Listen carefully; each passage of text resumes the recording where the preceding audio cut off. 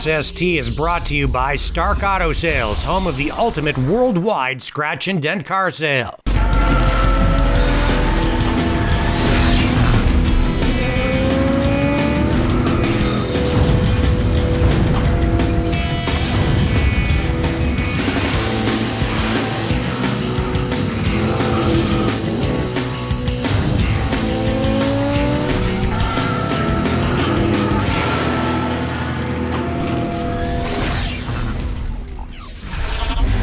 Hey friends, I'm Rick Walker. Welcome to another edition of the SST Car Show. We have a lot of cool stuff lined up for you today, but nothing cooler than our very first car. This thing is a rat rod, and we found it at the SEMA Auto Show in Las Vegas, Nevada, the biggest and coolest custom car show anywhere in the world. And every year they have a rat rod build-off. Well, this time around, it was a group of Canadians from Red Deer, Alberta that came out on top when they were pitted against the best builders in the world. The result is a piece of rolling sculpture, a 1930s gangster-inspired rat rod that is just gonna blow you away.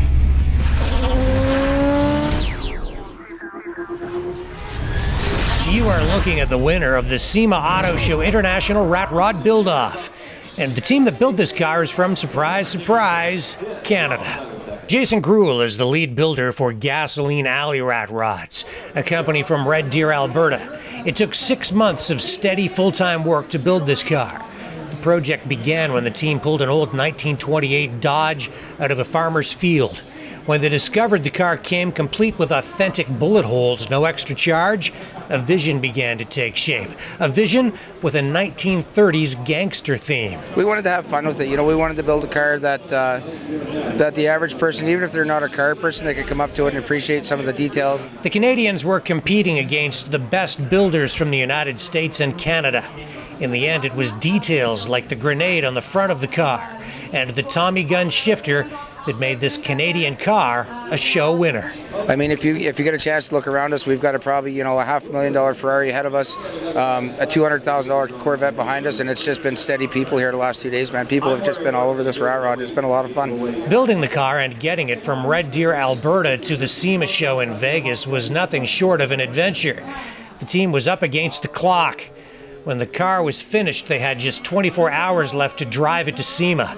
When they arrived in Vegas, it caught fire. One of the guys, one of our big sponsors, he's interested in purchasing the car, and he's standing there watching it, and we're testing and stuff, and it actually caught fire on Friday night, 5 o'clock on Friday night.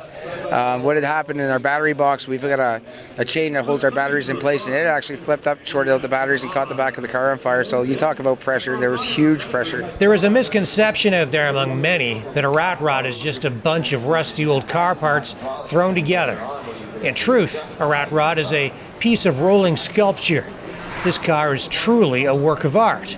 Everything that has been welded into place has a purpose and reinforces this rat rod's theme, message, and mood. Everything that we tried to do, like the Tommy gun shifter and some of the other parts in the car, works with the bullet holes, the whole gangster kind of thing. Not only was this car the best in its class at the world's most prestigious custom car show, bidders are now lining up to buy it. We've had a couple of offers already. We've got, it was kind of funny actually, we had one offer of $80,000, which is huge for a rat rod. What will the Gasoline Alley Rat Rods team do for an encore? Jason Groulx says building this car was a labor of love, but it was so all-consuming that they have no choice. They all have to go back to their jobs, fixing and building cars for clients. So the team will not be back next year, but with a trophy in hand and a new international reputation as a premier car building team, we're pretty sure we'll be seeing great things from these Canadians down the road. Rick Walker, SST, at the SEMA Auto Show in Las Vegas. And now, friends, a look at a Trans Am, Pontiac Firebird Trans Am Super Duty that we found at this year's Fleetwood Country Cruise in London, Ontario, the biggest outdoor car show anywhere in Canada. This thing is ultra rare and very, very cool. While walking through the Fleetwood Country Cruise in London, Ontario, we spotted this Trans Am. Now, this might look like any other Pontiac Firebird Trans Am, but those who know their Pontiacs know this bird is special. This is a 1973 Pontiac Firebird Trans Am Super Duty. See that SD on the hood? That's the real deal, folks. This is not a clone. Owner Les Fabian knows he has one of the rarest of the rare Trans Ams. They only ever built 72 of them with a 4-speed transmission. Well, in 1973 days. The Super Duty was a high-performance Trans Am produced at a time when horsepower was a dirty word. In 1973 and 1974, when these cars were manufactured, government regulations were forcing car makers to reduce power to improve fuel economy. But a team at Pontiac decided there was still a place for a car like this, a Trans Am with the heart of a race car. It's frightening. I'm not kidding you. At times, it frightens me if I get a bit heavy-footed. With an engine that shared components with NASCAR race cars, with a rock-solid transmission, with gearing that lets you light up the back tires and set pavement on fire.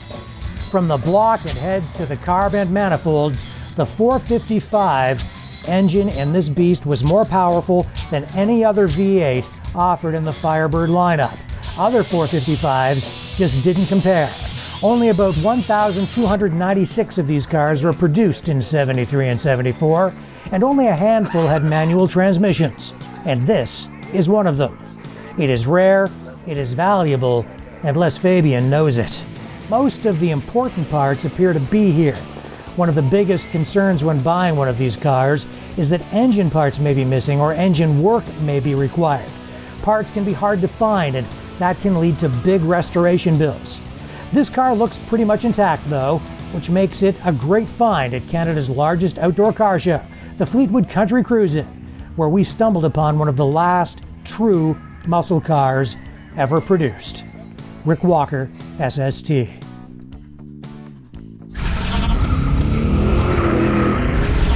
Don't go away. When we come back, we're going to share one of the original Ferraris from the old classic TV series, Miami Vice. Hi, I'm Elena. Don't go away. There's more SST Car Show coming right up.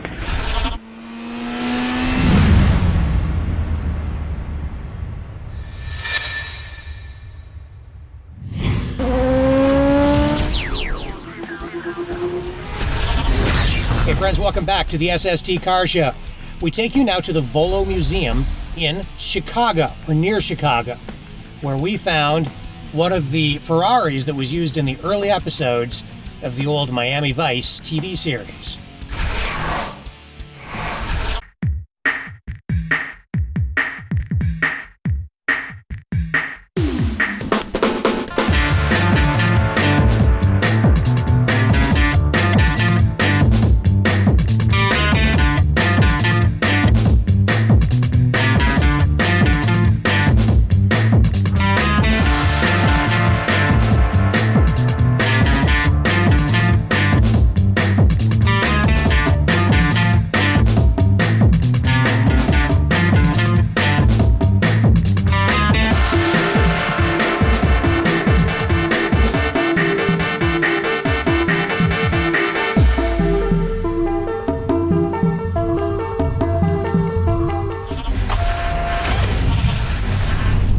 Go to the SEMA Auto Show in Las Vegas. SEMA stands for Specialty Equipment Manufacturers Association. It's an industry show for people involved in the automotive aftermarket and for custom car builders. And this year, one of the coolest custom cars we found that was on display there was an American Motors AMX. Jessica Caloran has the details on this exceptional resto mod.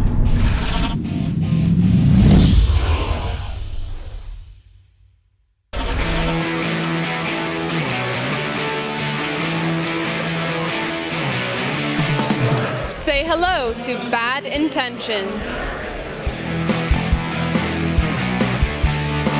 This right here is a 1973 AMX with a Trans Am race theme.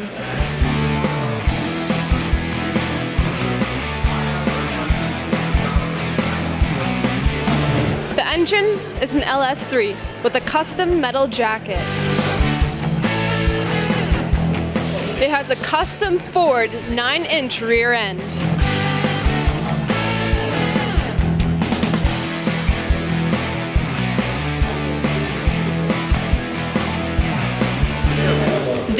car is all about performance, with racing seats and a custom dash.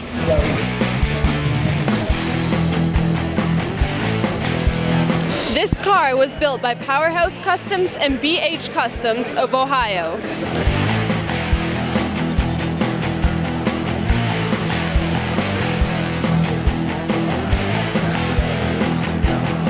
I'm Jessica Kaloran, SST at the SEMA Auto Show in Las Vegas.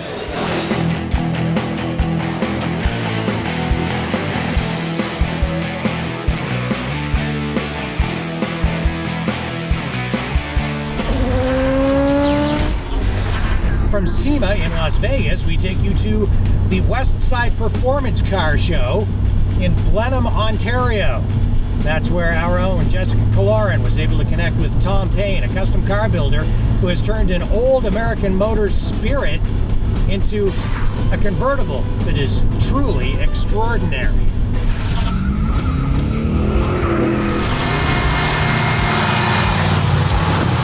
This car may look like it came straight from a factory, but it is truly one of a kind. This is an AMC Spirit Convertible. If you remember these cars, you'll probably recall that American Motors Corporation never offered these cars as convertibles, but custom car builder Tom Payne always wanted one. So when he found and purchased this AMC Spirit, he decided to do what he does best. He customized it. I just seen this nice, quick, wedge-shaped vehicle in this car, so I had to rip it apart and change it all. Tom chopped off the top, added some custom body sculpting, and a custom paint job. It went from a hatchback to a little fastback, I guess. We found Tom at the West Side Performance Car Show in Blenheim, Ontario, where he agreed to take us for a ride.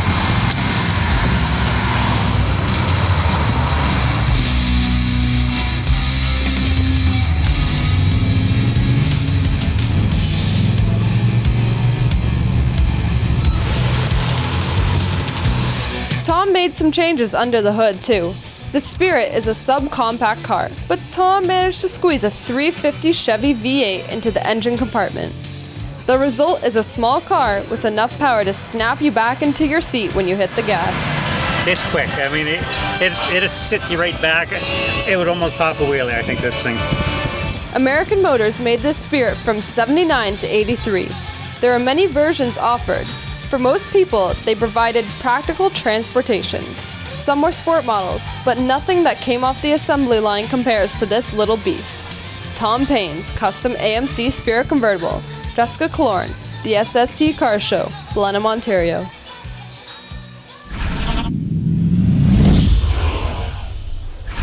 Don't go away. When we come back, we will have highlights from the most recent CCP auction sale in Toronto. Hi, my name is Joanna, and we've got more SST coming your way.